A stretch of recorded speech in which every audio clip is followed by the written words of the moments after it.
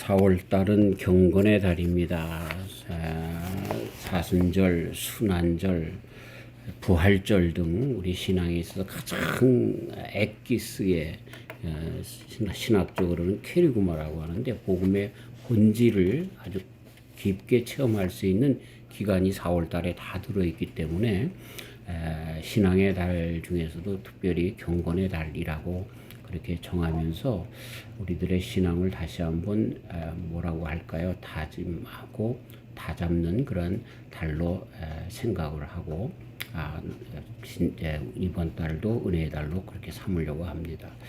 오늘 디모데전서 4장에 있는 말씀을 중심으로 해서 제목을 경건을 해보하면 이 경건이 무엇인가 정의를 좀 내려보자는 뜻에서 이 말씀을 정했습니다.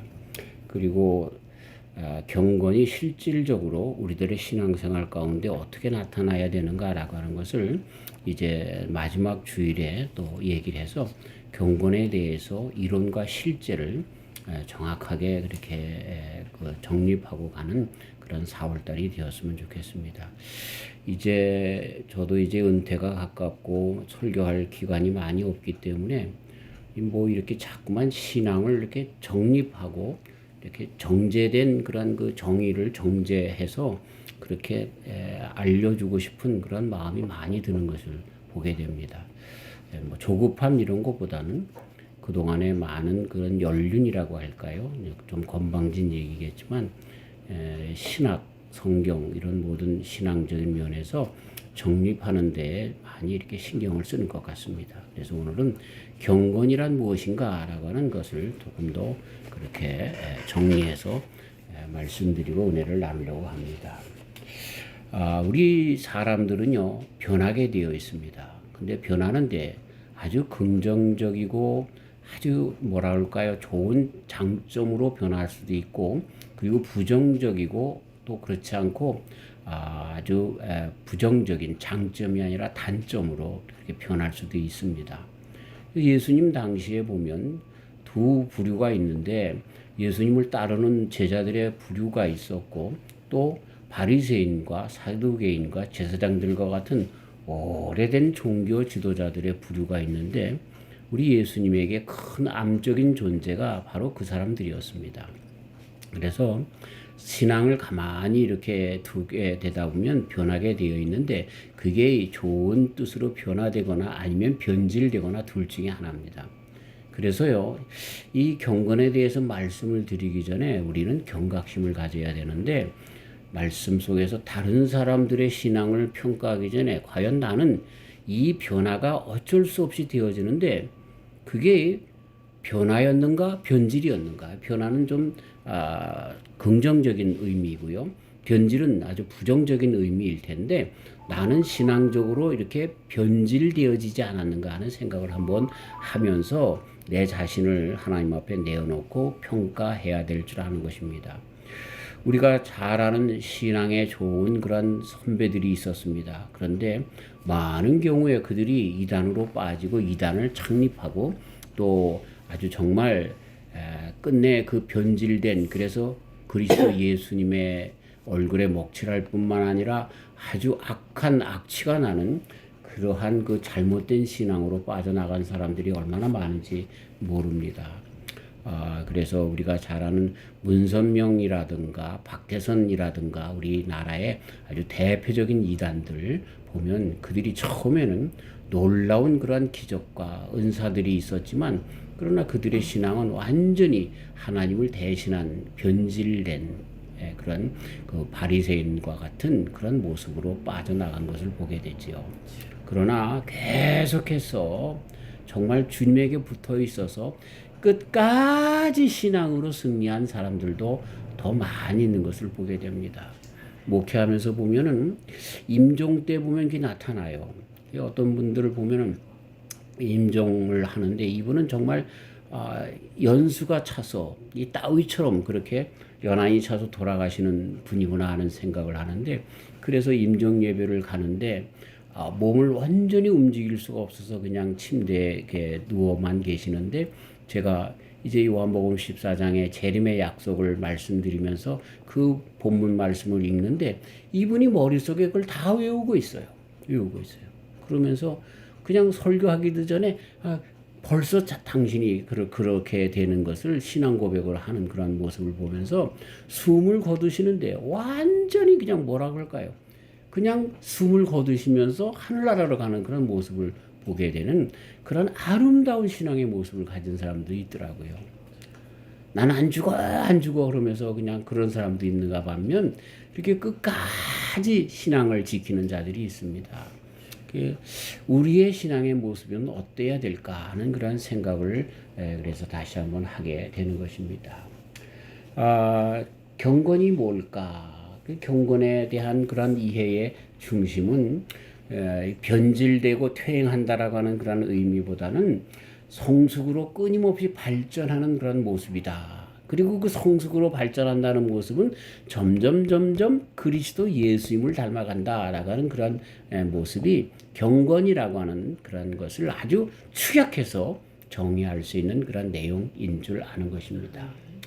경건, 참 많은 사람들이 점점 신앙 안에 있는데도 세월이 가면 갈수록 변질돼요. 참 죄송합니다. 목회하면서요, 제일 신앙에 문제되는 사람들이 누구냐면요, 초신자들 아니에요. 정말 죄송한데요, 장로님들이에요, 장로님들. 얼마나 목이 곧고, 얼마나 자기 주장이 세고, 얼마나 거역하려고 하는지, 그러면서 그 고집만 내세우면서 편협한 그런 그 모습 속에서 나가는지 참 안타까운 그런 모습을 보게 됩니다. 그래서 제가 이렇게 목회하면서 경건이라고 하는 것을 성경에 나타난 것 아니더라도 보면 기도 잘한다고 하는 그런 모습, 그게 경건의 모습이 아니에요. 박식한 성경 지식이 있다고 그래서 그게 또 경건의 모습이 아니에요. 예수님 당시에 성경에 박식한 지식을 가졌던 사람들이 누굽니까? 바리새인들, 제사장들, 서기관들 아닙니까? 그 동방 박사들이 예수님 어디서 탄생합니까? 그걸 맞춰낸 사람들이 누굽니까? 서기관들이에요. 근데 그 사람들이 경건한 사람입니까? 아니에요. 하나님의 아들, 말씀의 정말 종집으로 결론으로 오신 예수님을 부인하는 거예요. 그게 경건이 아니라는 거죠. 예. 그런데 이것을 기초로 해서 그게 필요 없다는 게 아닙니다. 그걸 기초로 해서 말씀이 삶으로 나타나는 능력, 예수님의 모습으로 성장하는 것, 이게 경건이라는 거예요. 이 성경에 보면 특별히 신약 성경에 경건이라고 하는 단어를 쓴 것은 우리 바울 사도님이 쓴 디모데 전후서에서 몇 번 나오고 베드로 후서에서 나오고 야고보 장로님이 그렇게 한 말씀 가운데 나옵니다. 그래서 디모데전서의 2장에 나오고 3장 16절에 4장에 나오고 또 6장 3절 또 6절에 나오고 디모데후서 3장 5절에 경건이라는 단어가 나오고 디도서 2장 12절에 나오고 그리고 베드로후서 1장 3절 6절 7절에 나오고 야고보서 1장 27절에 경건이라는 단어가 나옵니다. 그렇게 많은 단어가 신약 성경에서 나오지 않는 것을 보게 됩니다.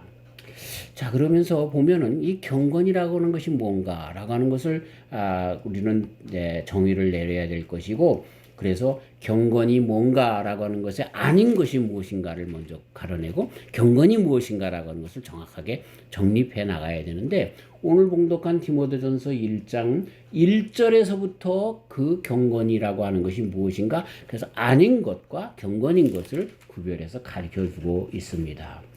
제가 그것을 토대로 해서 경건을 정의하겠습니다. 1절에서 3절에서 보면은 믿음에서 떠나는 것, 미혹게 하는 영과 귀신의 가르침을 쫓는 것, 이건 경건이 아니라는 겁니다.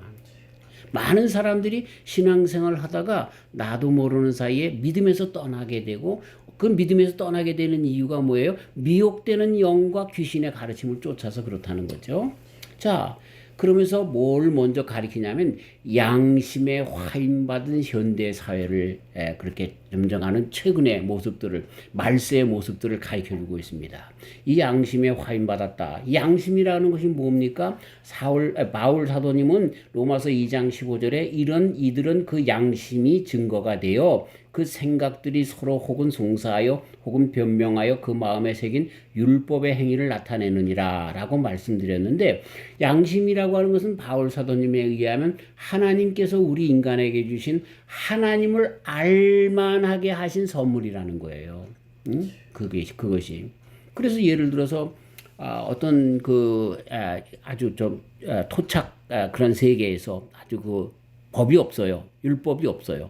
그리고 또 헌법도 없어요. 법률도 없어요.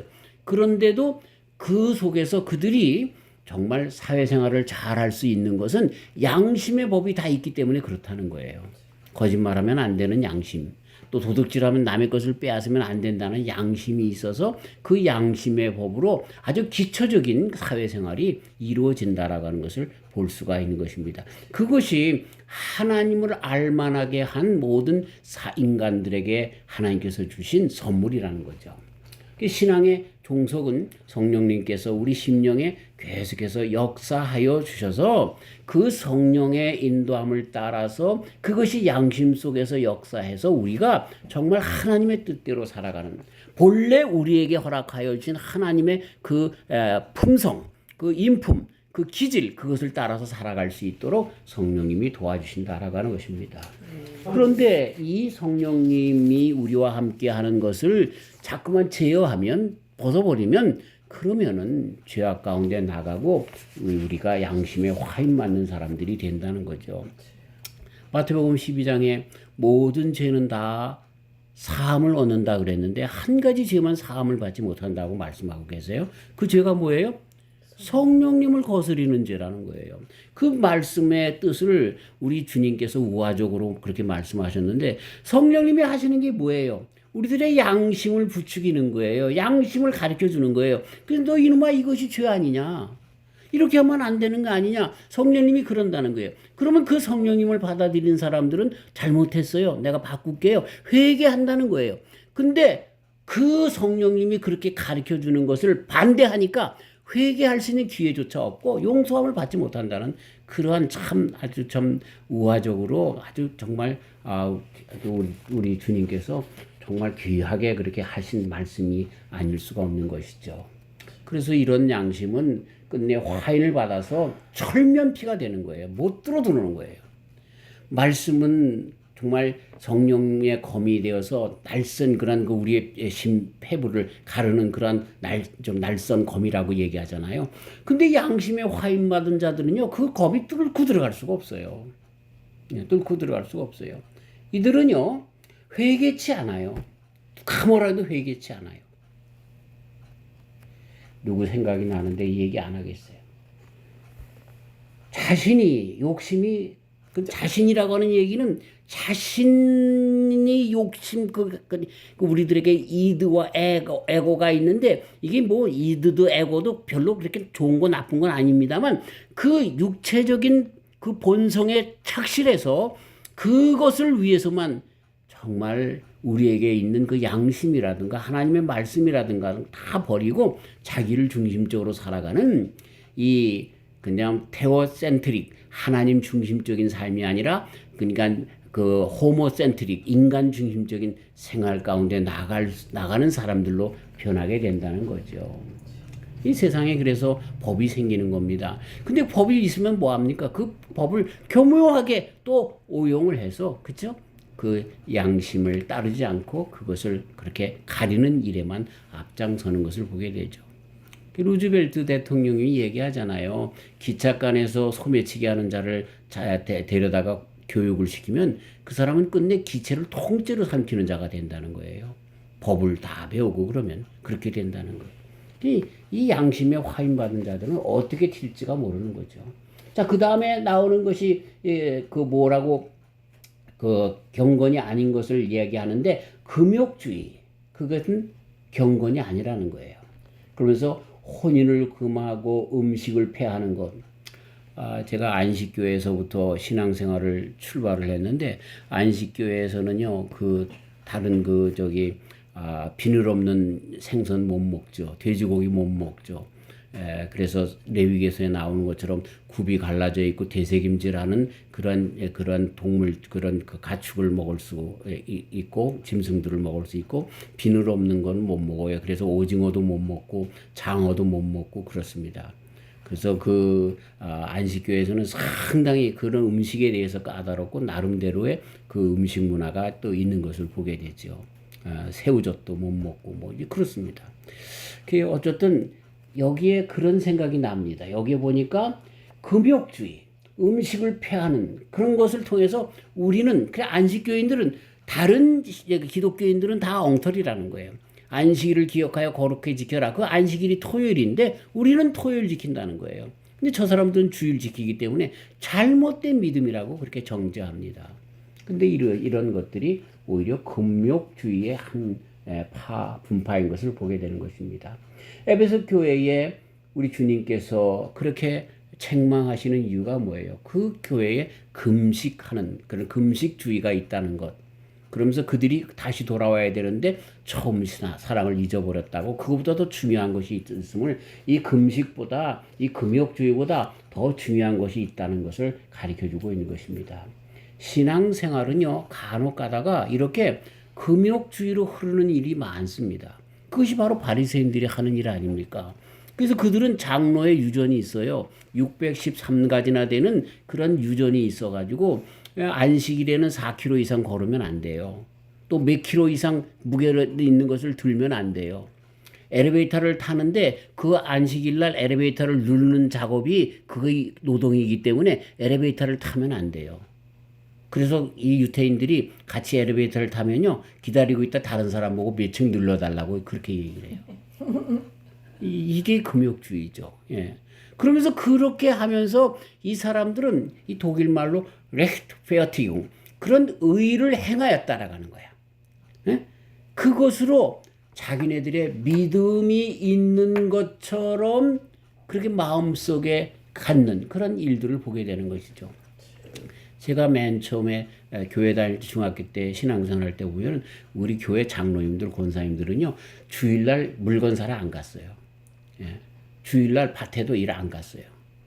그래가지고 저도 거기에 좀 물들어가지고 주일날 되면은 그냥 교회 가서 예배드리다가 밭에 그렇게 나가서 일해야 될 때도 그냥 그 밭에서 일하다가도 종소리만 나면 그냥 가고 이랬던 그런 기억들이 납니다. 얼마나 철저하게 지켰는지 몰라요.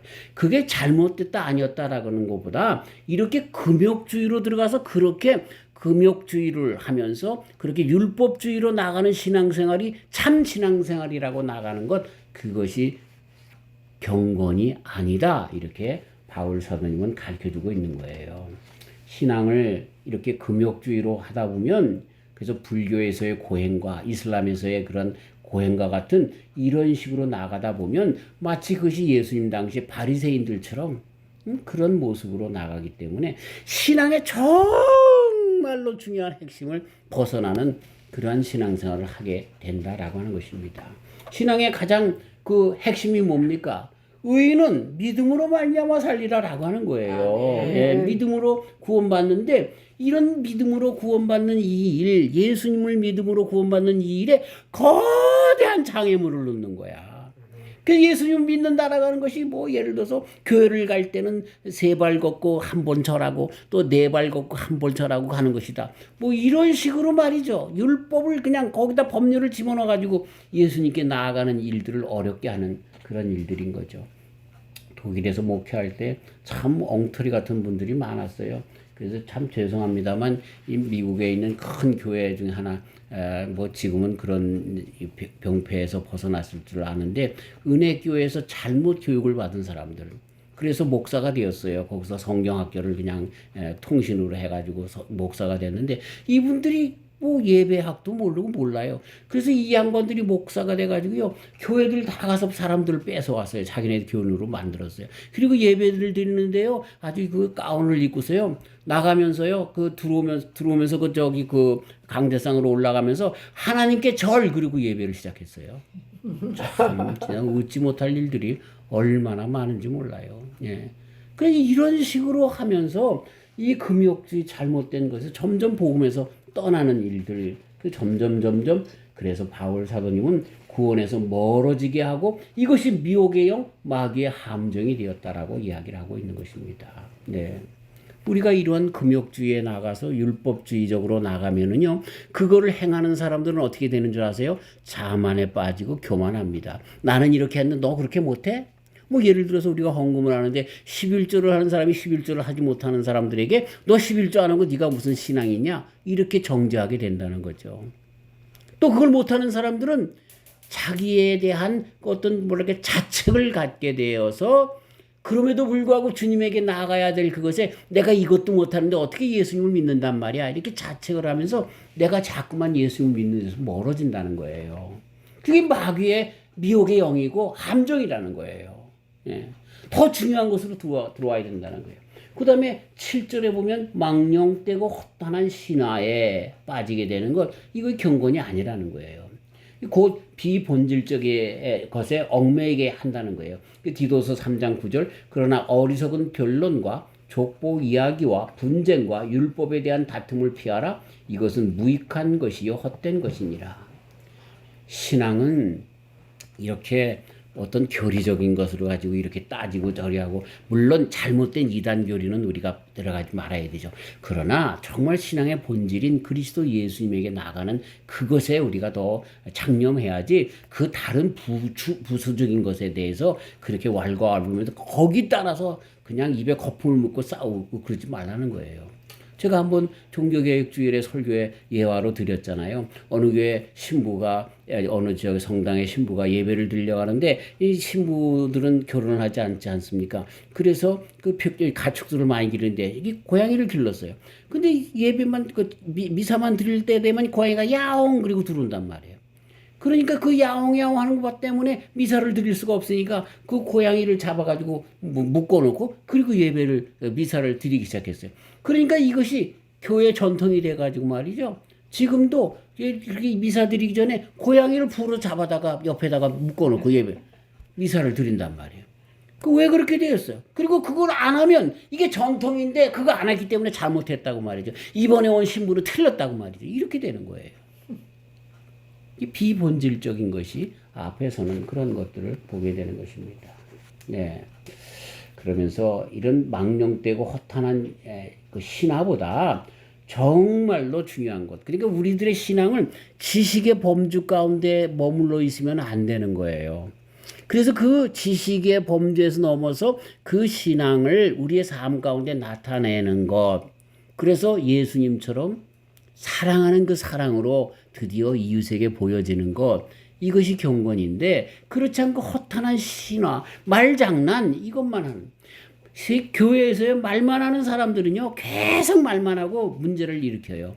근데 말 안 하는 사람들은요. 나도 모르는 사이에 가서 변소 청소하고 변소라 그러니까 너무 저기 하다. 화장실 청소하고 본당 청소하고 아무 말도 안 하는 거예요. 아무 말도 안 하는.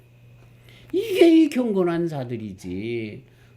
뭐 우리 교회 목사님은 이래서 뭐 하고 왜 집사는 왜 청소도 안 하고 그러는지 몰라고 뭐 말만 만드는 그런 저기들은 그건 경건이 아니다라고 하는 것입니다. 말씀과 행동을 이분화하는 사람들, 이 사람들은 경건한 사람이 아니다라고 가르쳐주고 있습니다.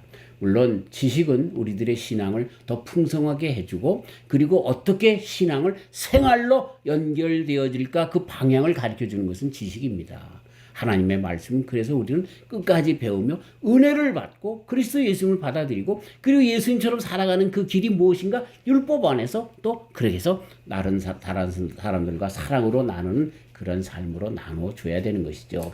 그래서 베드로후서 1장 5절 이하에 우리가 언젠가 말씀 참고했지만 이러므로 너희가 더욱 힘써 너희 믿음의 덕의 지식의 절제의 인내를 인내의 경건의 형제 우애를 형제 우애의 사랑을 공급하라. 그렇게 말씀하신 거죠. 자, 그러면 경건이 무엇인가 또 그 대답을 해드려야 될 줄 아는 거죠. 아닌 것은 무엇인지 알았습니다. 그럼 경건이 진정 뭔가? 경건이라고 하는 말 헬라어는 오이제바이아라고 이제 독일식으로 이거를 그렇게 읽으면 그렇고 영어식으로 읽으면 유세베이아라고 그렇게 이야기합니다. piety 그렇게 영어로 번역하고 devoutness 또 piousness 그렇게 번역을 하는데 이 라틴어는 pietas라고 그렇게 씁니다. 이건 그래서 영어로는 kindness, devotion 이런 걸로도 번역이 됩니다. 독일어는 프렘리히카이트라고 이 단어가 참 좋습니다. 오이제베이아라고 하는 바이아라고 하는 이 단어를 가장 실감나게 와닿게 하는 단어가 아닌가라고 하는 그런 생각을 하는데 한국 성경에는 경건이다, 신성이다, 거룩이다 이런 말로 그 오이제베이아라고 하는 말을 그렇게 번역을 합니다. 그런데 이것은 뭐냐 하면 이 경건한 사람이라고 성경에 누구를 통해서 그렇게 했는가를 할 때 딱 두 사람밖에 없더라고요. 그 사람은 경건한 사람이었어 라고 할 때 딱 두 사람에게 경건한 누구라 그 사람은 경건한 사람이라 그랬는데 여러분 고넬료라고 하는 사도행전 10장에 나오는 이방인 사람에게 경건한 사람이라고 붙여줬고요. 그 다음에 시므온이라고 누가복음 2장에 예수님께서 탄생할 것을 그렇게 미리 알고 그때까지 살아계셨던 그 연세 많으신 그 할아버지 선지자가 있었는데 그 두 사람만 성경에서 경건한 사람, 물론 간접적으로 그렇게 경건한 사람들이 많이 있었지만 아주 실질적으로 붙여진 사람들은 두 사람이었던 것을 보게 되는 것입니다.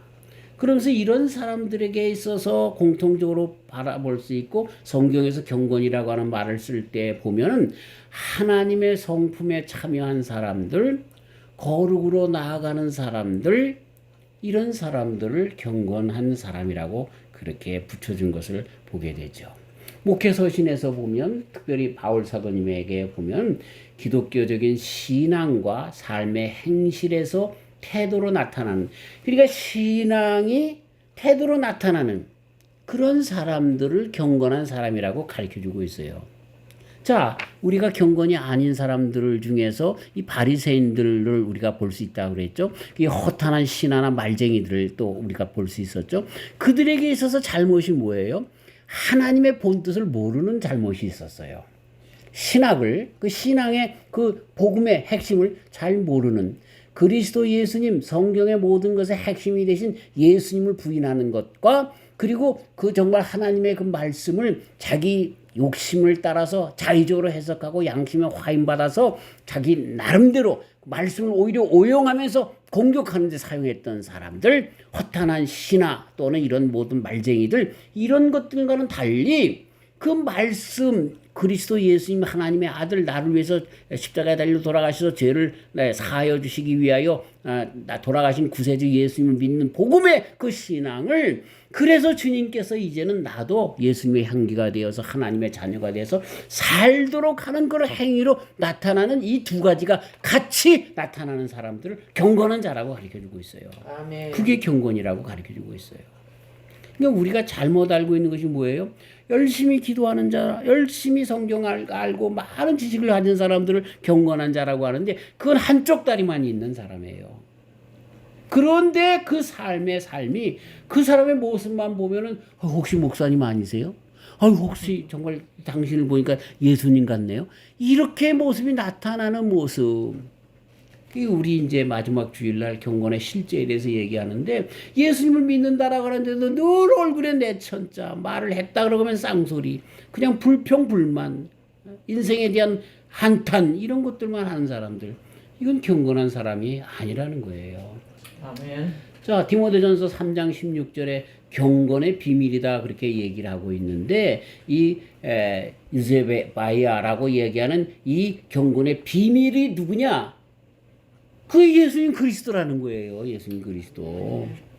그러니까 그리스도 예수님이 이 경건의 핵심인데 그것으로 말미암아 경건은 믿음 안에서 곧 예수님을 믿는 믿음 안에서 진리의 지식 디도서 1장 1절에 나오는 그리고 건전한 교훈이라고 얘기하는 디모데전서 6장 3절에서 나오는 것과 같이 밀접하게 연결되어서 나타나는 것 곧 경건의 삶은 그 복음의 진수이고 경건의 진실 그 핵심인 그리스도 예수님 안에서 살아가는 삶을 살아가는 자들이 경건한 자들이다. 그것이 바로 경건이다. 그렇게 가르쳐주고 있는 것입니다.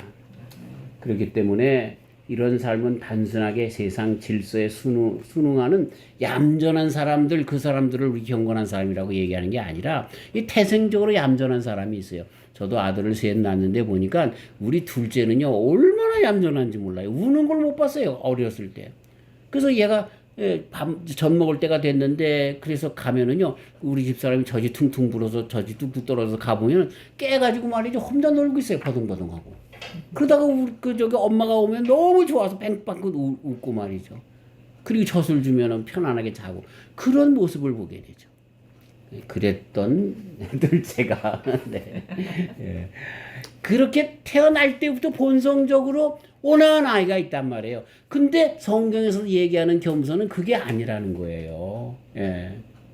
어쩌면 더 강력하고 반대적으로 나타날 수도 있다는 거죠.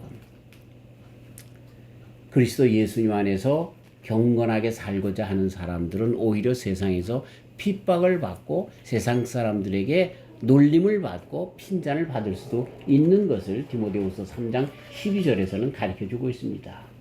한마디로 말하면 경건은 그리스도의 사건 안에 그 신앙 안에 뿌리를 내리고 있고, 그것으로 말미암아 끝나는 것이 아니라 그 그리스도 때문에 품어져 나오는 삶이 풍겨져 나오는 그것을 다 통틀어서 경건이다, 이렇게 이야기하는 것입니다.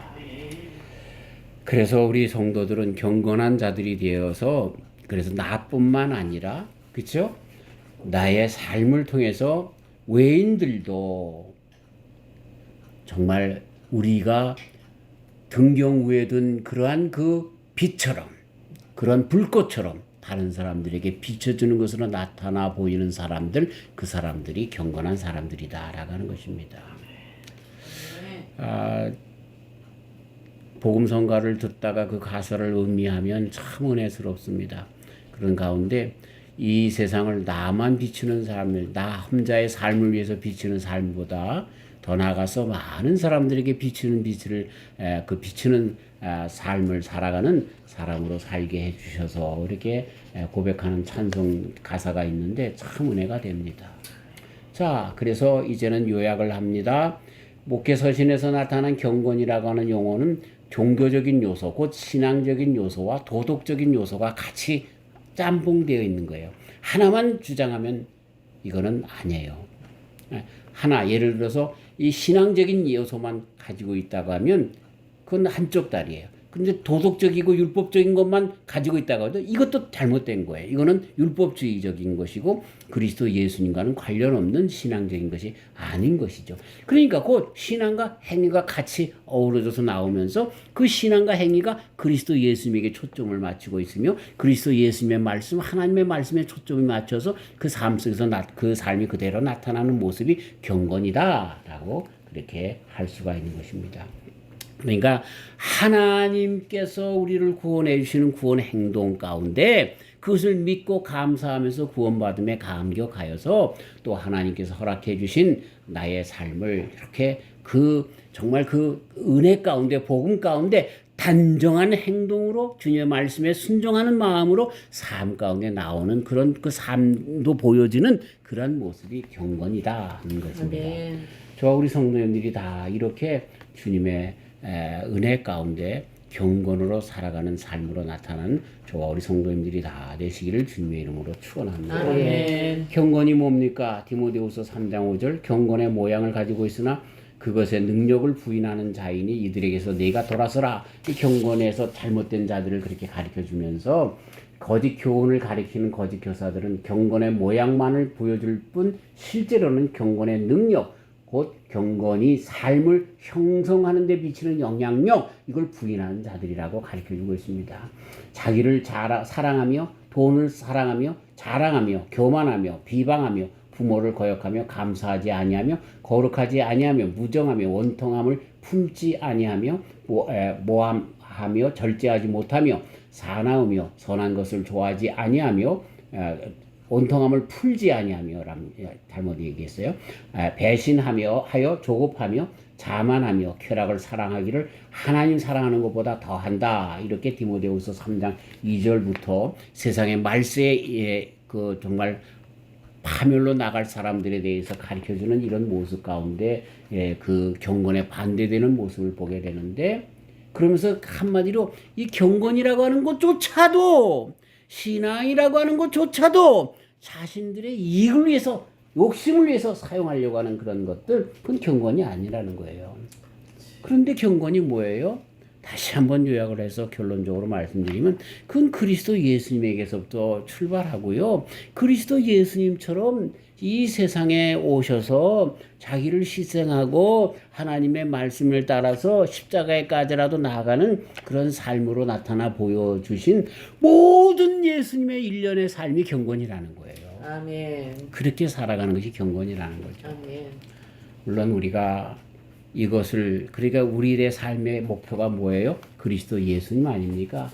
그렇게 그리스도 예수님을 알기 위해서 더 열심히 성경을 보고 말씀을 듣고, 또 그래서 그 말씀이 나에게 적용되기 위하여 기도하고, 그리고 이것을 내 삶 속에서 아직까지도 나타나는 욕심과 자아, 이런 것들을 주님의 말씀에 해서 나의 본래 자아는 하나님께서 주시는 생기인데, 하나님께서 주시는 성령인데, 그렇게 다만 변화되어서 그 예수님처럼 되어서 정말 나아가는 삶으로 우리들의 경건을 보여야 할 것입니다. 많이 싸우면서 살지만 오늘 주신 말씀 가운데 또다시 경건한 저와 우리 성도님들 다 되시기를 주님의 이름으로 축원합니다. 아멘. 하나님 아버지 감사합니다. 아멘. 어떻게 살아가야 할지 모르는 이 땅에서의 삶을 말씀으로 가르쳐 주셔서 특별히 성도들의 삶이 경건한 삶을 살아가야 할 것을 가르쳐 주심을 감사합니다. 아무리 무슨 일이 있어도 그리스도 예수님을 믿는 그 믿음에서 벗어나지 않도록 하시고, 아무리 무슨 일이 있어서 내 생각과 욕심과 고집과 내 그런 아버지 먼저 절제되지 못한 심정 가운데 토로하는 말과 행동 가운데서라도 주님의 말씀 가운데서 절제하며 주님의 경건의 삶으로 나아가 잘했다, 착하고 충성된 종아, 이러한 주님의 칭찬을 받는 경건한 주의 성도들이 다 되도록 축복하여 주시옵소서. 예수님의 이름으로 기도하옵나이다. 아멘.